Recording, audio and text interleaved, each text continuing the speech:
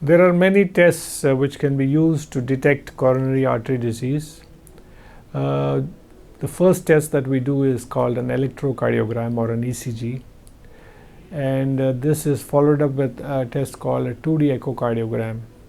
In some people we may do additional tests like a treadmill test, and in some people we do a test called a CT coronary angiogram.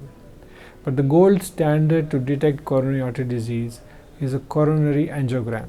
A coronary angiogram is an invasive test that is performed in a coronary cardiac cath lab, and where usually a small tube is passed from the wrist of the patient right up to the heart, and dye is injected into the coronary artery disease, into the coronary arteries to detect blocks in them. So that is called a coronary angiography, and coronary angiography is the gold standard for the diagnosis of coronary artery disease.